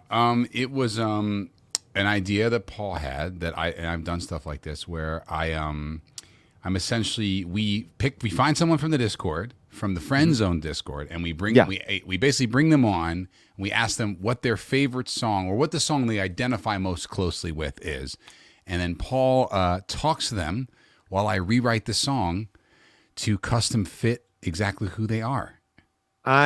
It's been so much fun, and every time we do this, people have picked the hardest fucking songs for you to play, and they know what the premise is. It's not like, oh well, we have that band here. It's going to be you, and you have names of the songs that we have gotten given. The one that was so like again, this is a game that we're developing. Yeah, and there you go. I love that. You got to get yeah. I love. So you have the most extensive Billy Joel soundboard. You spent so much time building it. You got to play it at least a handful. I have to get my money's worth. You just sit at home and masturbate.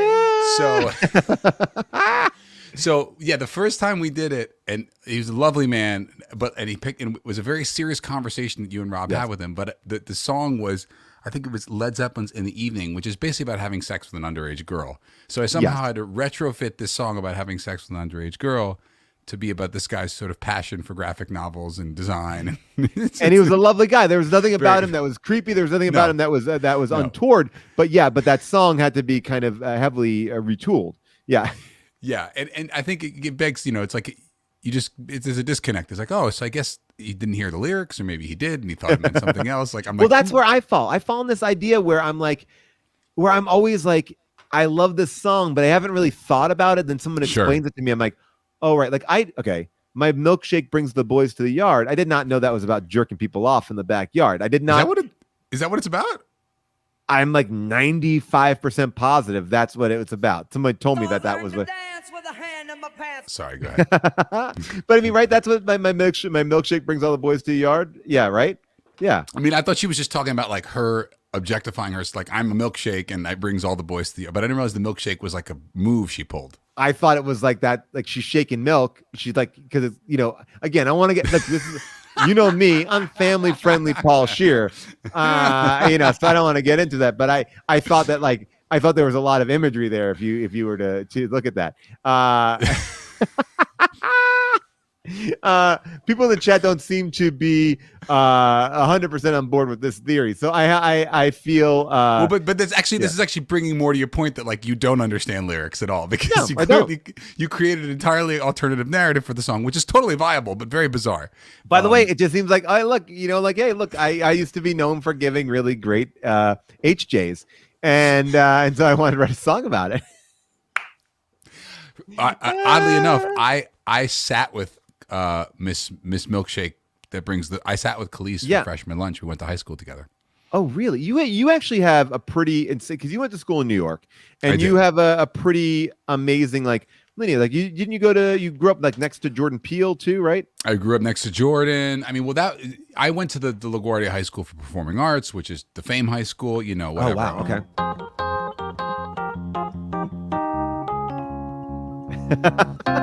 But Jordan, I randomly know. We used to play Dungeons and Dragons together as kids, and I randomly know. So it's like I guess it's New York, growing up in New York, kids going to do stuff. I feel like New York kids are like, they all know each other. Like, I feel like if you grew up in New York, like there's like one unit of like New York kids. Like, I feel like everyone knew Macaulay Culkin of a certain age because he was like, grew up in, he would hang out in the Sheep's Meadow, and we'd get in, exactly. And so would all the guys from the state. And actually, really, I knew your friend Jake totally coincidentally through like public, whatever. It's New York. Everybody knows kind of growing up. Well, let's bring in our guest, because our guest, and we can kind of keep on talking and having fun. All right, so let's bring in our guest who was actually just playing. What's going on, Jack? Hello, how's it going? Hello, good, bud. So, Jack, you were just playing Quiplash, and you were doing good with us. You were getting good in there, right? Yeah. I love it. All right, so Jack, you submitted yourself to this, and we're going to chat for a little bit. It's going to be pretty easy. Don't feel intimidated because the show is running at a very high professional level. So I don't want you to feel like you're going to mess anything up, all right? Even though we are a finely oiled machine. So Jack, what was the song that you picked that you said this is your song? So I picked one of my favorites. I'm Still Standing by Elton John. Okay. And when you picked that, I love Sorry, these wrong, sound effects. wrong sound effect. That was not supposed to be a laugh. That was good. I was saying this. I was giving you, yay, okay. When you picked it, I said to Julian, I was like, "Oh my god, we finally got like an easy song for you to play. It's a piano song. It's Elton John." And Julian writes back, "It's not an easy song to play." So No, it's like probably one of the more difficult Elton John songs, but that's fine. It's not Honky Cat. If you said Honky Cat, then I'd be in real trouble. But we can work with this. All right. So talk to me a little bit about why this song. Like, why did you pick this song for you? Well, first, I just really like Elton John. He's one of my favorite artists. Second, the lyrics just speak to me a lot because, it's a lot about overcoming obstacles, despite, Right. all the haters out there, you still stand and you keep going, you're keeping going. No, there is something like really like I feel like it's also a song that can be played in many different scenarios. Like there are very few artists where you can play it and like if you played this at a wedding, right? You could see the old people enjoying it. You could see the young people enjoy. Like there's something kitschy with the young people. There's something like they get it with the old people. Like I feel like it's almost very basic in its lyrics in the sense of I'm still like it's telling you what it's about. There's no meta text. But can I ask you a question about Elton John too? Yeah. You like Elton John. Yeah. Where do you fall on Billy Joel? Do you like Billy Joel? Do you hate Billy Joel? I do like Billy Joel, actually. Yeah, I do too. I feel like there's a lot of hate to Billy Joel. I feel like there's a lot of hate to Billy Joel, which I don't get. I grew up in Long Island. We were born to love him. And even when he was singing songs about like going down on a boat in the Long Island harbor to commit suicide, I think that song is about committing suicide in Long Island harbor, right? Because you ran out of fishing money, right? But again, but Billy Joel incredibly literal, Paul. So you're like okay. Yeah. Those things are spelled out. There's no he's like I'm gonna go down to the boat harbor, drink some Drano. My wife is attractive. All right, so Jack, tell me. I think we all have these stories, like these things that, like, what is something that you feel proud of that you like? I had a moment yesterday. I was talking to my therapist, and I go to therapy, no big deal. I can afford it.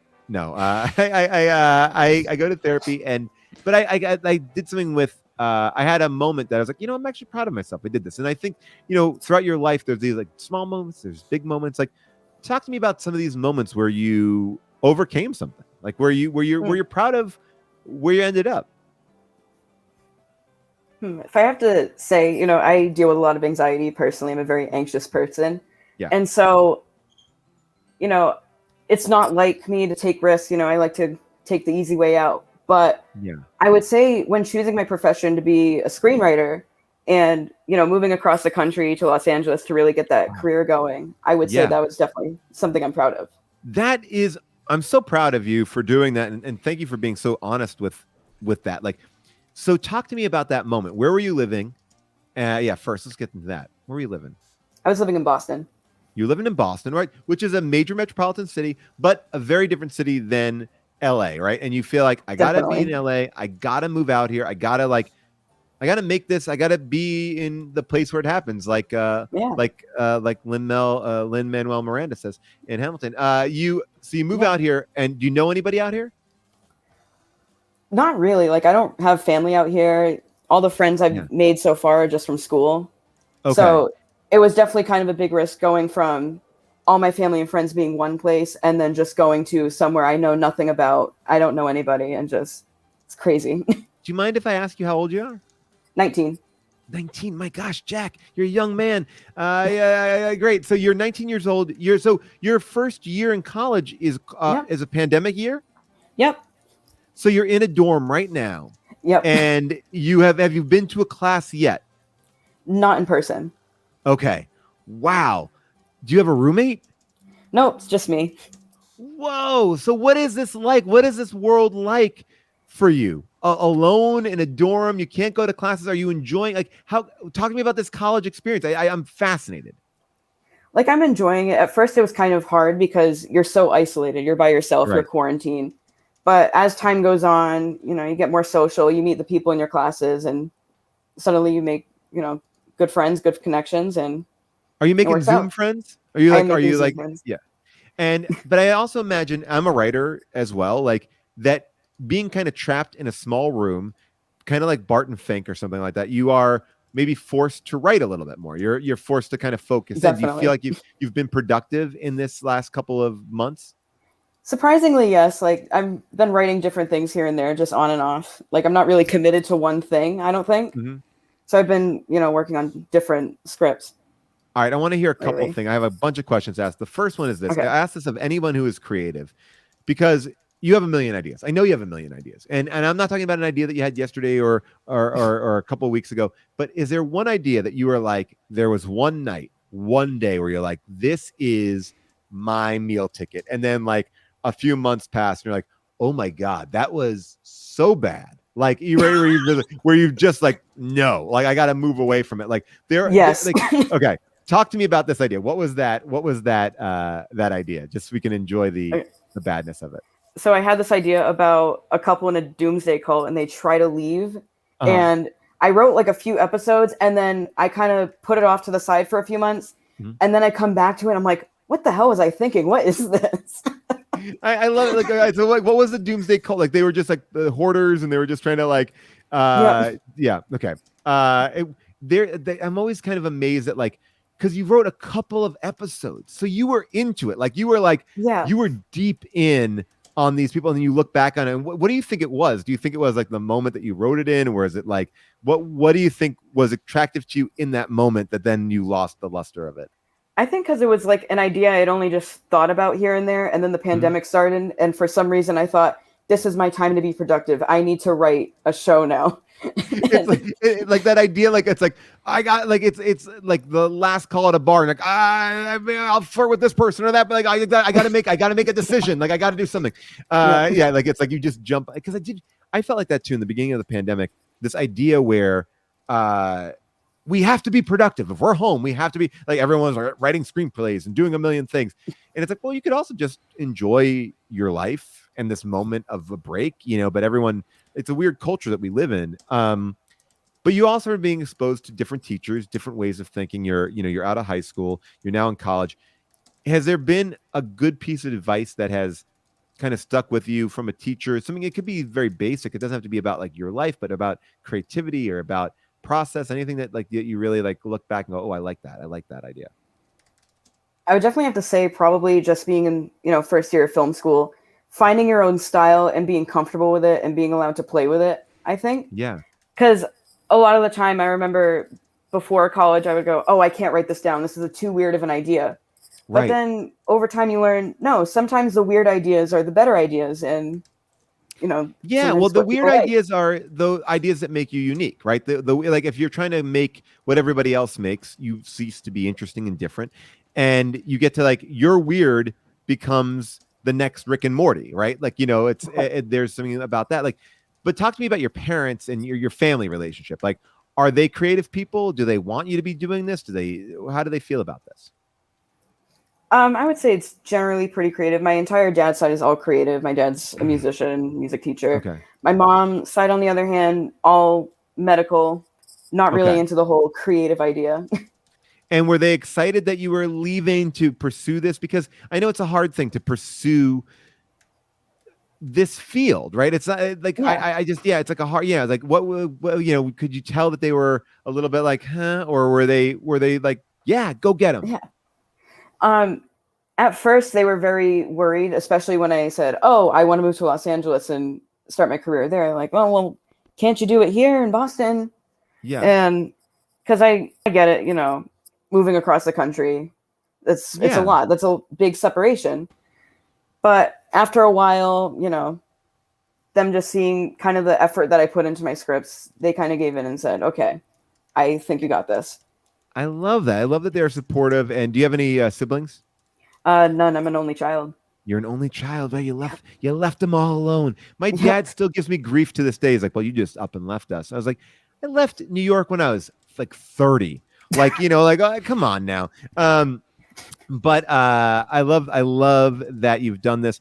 And talk to me a little bit about, all right, so we know that you have a little bit of anxiety. I would imagine that some of the pandemic has that's been a good thing for you. You get to meet people in a more casual way. You get to be comfortable on your own level in some way. But has this anxiety ever popped up and prevented you from doing something? We've heard about this victory that you've had. Like, what are some of the things that you've been prevented from doing? I would say anxiety usually, at least growing up, was always like socially. I'd always be afraid to talk. I'd always be afraid to open up and just sort of like kind of come out of my shell, I guess. But over the years, it's definitely gotten a lot better, I would say. Did you ever embarrass yourself in that moment of anxiety? Like, it's like to me, it's like, I remember being so uncomfortable at a party that I kept on backing up more and more into the corner. And it was a New Year's Eve party. And I was wearing a big, heavy jacket. It was New York. It was cold.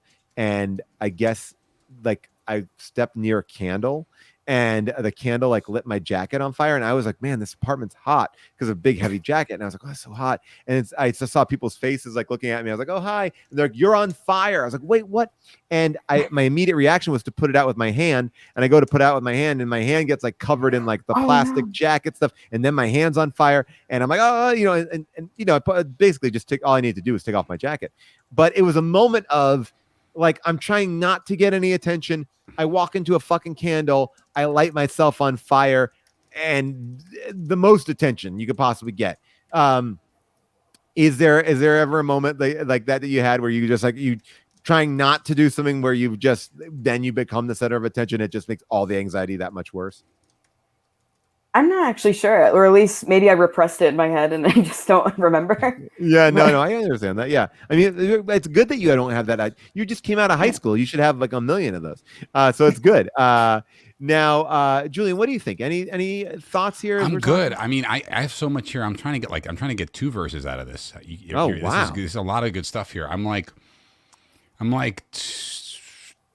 lines away from having a nearly complete song.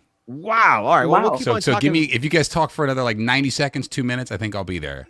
I love it. All right. Talk to me about who excites you, Jack. Like, what is something like it could be art, it could be music, it could be film, it could be TV. Like, what is something that like gets you like hot and bothered? Probably film and TV, I would say. Yeah, but like, is there a specific like is it Ted Lasso? Is Ted Lasso the guy? I have yet to see Ted Lasso, actually. Me too. I have not seen. Poor Jason Sudeikis on today. He's getting. I know there's no reason. I hear Ted Lasso's amazing. I have no ill will to Ted Lasso. I'm upset because I had a show called Ted Sex Whip, which I was developing with Rob Hubel, and it never took off.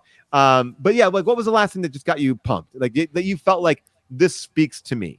Like I love this. Like for me, I'll tell you, like oh man, there's been so many great things that I've seen over in the pandemic. I saw this movie called Ganja and Hess that just like blew my mind. It's this weird, low budget blaxploitation film about vampires, but it's like so much more than that, and it's about culture and race, and it's insane, but it's wonderful. Like it got me like excited. What was the last thing that got you excited?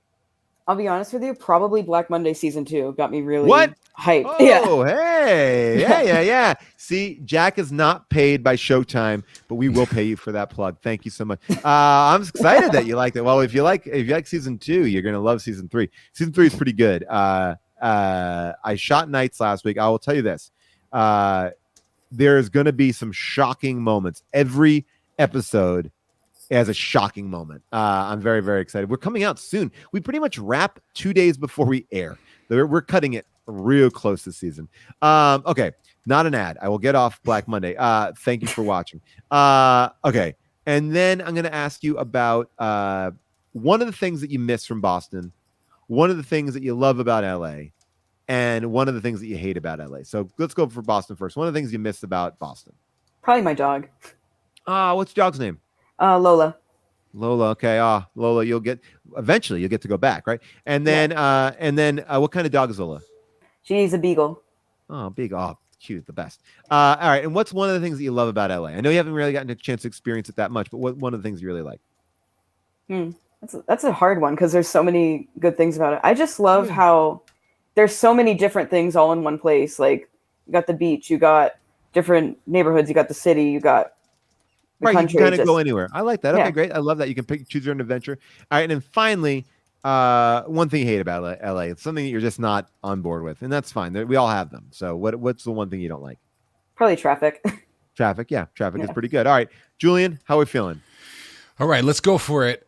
I'm right. short of rhyme, and let's see if it happens to me when I play the song. Wow. Okay. All right. That's- Do you want to I mean, ask one more question? Do you want to ask one more question so you can get that rhyme? So, fuck, it's so hard. I no, we're good. We'll just. Okay, I'm good. trying to think if I have a question for you that I can give you. You were talking about your dog. What rhymes with beach? That's what really I need. You're letting people really get in. Okay, all right. Here we go. All right. Teach. By the way, teach is. Oh, ooh, that's good. It's good. Yeah, get that teach in there. Yeah, and, he's in school. He's in school. He's teaching. And, yeah, right. And preach. Oh God, preach. It's going to be very bad. There's something good in there. Right. I get too much of a perfectionist on these things, though. All right, here we go. This is going to be great. This is the song of your life, Jack. Here we go. You can never know what it's like moving across the country, so many films to write. All the cold and lonely nights away from home. I'm 19 years old here in Los Angeles in a dorm room alone. Hold on, get the chords here. I got a great idea for a TV show. It's about a couple trying to leave a doomsday cult. And I wrote a couple episodes and lost some steam. And one day I'm gonna finish it and you'll know exactly what I mean. Don't you know I'm screenwriting better than I ever did? Writing like Tarantino, but I look just like a little kid. I'm still screenwriting after all this time.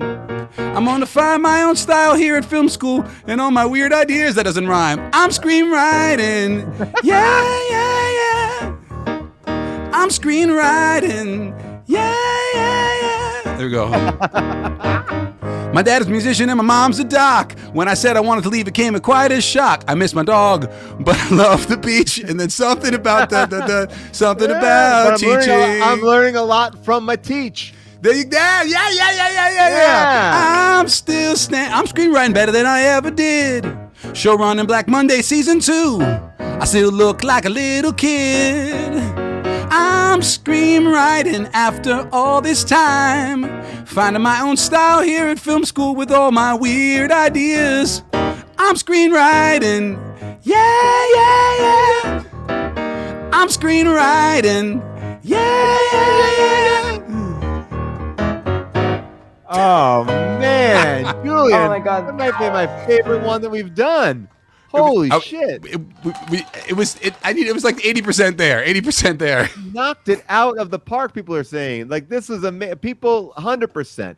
People clap, bravo, amazing, so great. Like that was great. That was fantastic. I needed you on that though. You're right. Learning from my teats. That's like, I mean, this is why you're an improv genius. I mean, come on, you had it. Look, I made a living doing short form improv, doing made up blues verses. I got the subway blues. I got a real bad case of the subway blues. The saddest part of that story is that like you can actually make a living doing that. That's like a way to make a living.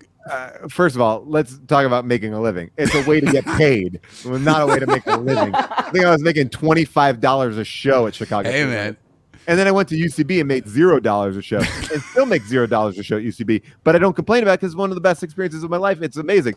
But yeah, I mean, $25 a show and $60 for touring. So I get to go across the country, and then I get $60. Hey so man, and listen, in like back in our day, that sounds like a good deal. It's hey, like, I'm not complaining. I'm not complaining. I did have to share rooms with people when I would go on the road, which I think now is like crazy. Like I'm like, put two adults in a hotel room. Give me my own fucking room, man. I once woke up to some dude masturbating, doing a Khalees over there, and to himself. And the worst. Jack, that was amazing. Thank you so much for being here. Did you like your song of your life? Oh, it was awesome. I love it. It was so good. Well, Jack, good luck and continue to write some great stuff. And I can't wait for you to see Black Monday season 3. We're going to actually do some fun Black Monday stuff when that comes out May 23rd. I think we're going to do what we were doing on Instagram here. So stay tuned. All right. Thanks, Zach. Bye-bye. Julian, that was great. That was really... That was a good one. I felt confident about that. You caught the teach. I'm always looking. I think I get too artful. I'm like really trying to make these count, and then sometimes I got to let it fly. But Jack was great. You did it. You did it. You brought the heat. Yeah, go ahead. Was I mean like he does? Maybe just did I look that young? Maybe I looked that young. He's like 19. You weren't young. I'm like Jack. What are you doing away from home? You're such a nice boy. Like he's a nice young man. Yeah, it's amazing. Yeah, but here's what I would say about him is that he is 19. So you can say he looks like he is a little kid. He's not a little great. kid, but he's a kid. And like seriously, Jack, I wish this screen, I need all these lights. Like it's all falling apart. You look great. Your life is ahead of you. We're on the back end. All right. I'm serious, Jack. But I was shocked. I was like, holy moly. I thought he was calling from like. I was surprised when he dropped that he was 19. I was like, oh, whoa. And he's great. Yeah, he's done a great job. People say you have 0 gray hairs. One of the best parts about being bald is you don't see the gray hairs on the bald people. All right. So Julian, we do the show. We're going to start doing the show more. We do about 3 people a show, and we'll continue to do it. But I think I'm excited because I think it's going to keep getting better. Like as we keep doing it, it's like we're like already. I'm like, oh, we're getting this, and yeah, I think the next one is we're doing like the first week in May, so it'll be really fun. I'm so excited, and people can follow you. We're going to put up where they can follow you, and you're going to actually kind of get set up over there, and we're going to kind of raid you if you're ready to do it. I'll jump in and I'll. If you want to set it up, I can walk us out of this, but then I can get you set up over there. So you're gonna be running your channel, and you're gonna be taking requests, and it's absolutely most fun. It's really fun and really goofy, and I have tons of songs, and we'll just whatever. I'll just do this until I fall asleep. That's great. I'm gonna make sure that I can raid you effectively. All right, so I'm gonna do this. All right, here we go. All right, so Julian, I'm gonna pull you out. I'm gonna say goodbye to everybody here, and then we're gonna get ready. All right, great. All right, so Julian is the best. You all have been the best. This is something I was a little bit nervous about, and I gotta tell you, I gotta thank Molly, chat Molly, moderator Molly, running this whole show. People, it's been fun. We should do this again. I would love to do this again with you all if you want to do this. I think a sampler night is fun. I think a game night is fun. But before we go, anything that I want to tell you guys, come out and see us tomorrow night. How Did This Get Made Live is going to be a lot of fun. And we always try to have a good time with that show. And I'm so excited to watch this movie, Tammy and the T-Rex. But anything left on the table that's worthy of checking out? By the way, I'll tell you this: if you've not watched it yet, David Wayne does a live piano bar where he talks to people on Clubhouse, and then Molly pops up things on the chat and he plays your song. Not well, but it's fun to be there. That's every Monday night at what is it, Molly? 5 or 8? When is it? It's one of these times. But yeah, join us on Mondays. Piano bar is a blast. And I'm going to make sure we're going to raid Julian. Thank you everybody for being here. Mondays at 8. David Wayne is over there. We'll be back soon with Rob Hubel. My parents are, don't tell my kids. Well, my kids aren't. My parents are in town next week. It's a surprise. Well, not to you, but hopefully we'll get this show going. I am working pretty insanely on Black Monday right until the end. So it's going to be a little bit scattershot. So this may be one of the last times you're going to see me, but I'm going to pop in, and I know we can do stuff like this. Come up with more ideas, jump in the Discord. I will do them. I thought game night was really, really fun. All right. So here we go. I'm going to raid right now and get that ready to go. I'm making sure that is working. I'm going to, all right. So I think we just did. I think we did it. I hope we did it. Hold on. Just bear with me, people. I'm trying to make sure I'm doing it the right way. Okay, raid. And then go Julian Velard. Oh, I think we did. it. Maybe we didn't. All right, let's see. Julian Velard. I'm doing it again. Oh, I have a raid in progress. I did it. Okay, great. Bye, everybody. Love you all. Thank you for being here tonight and spending this Thursday with me. I love spending it with you. Talk to you all soon and enjoy Julian.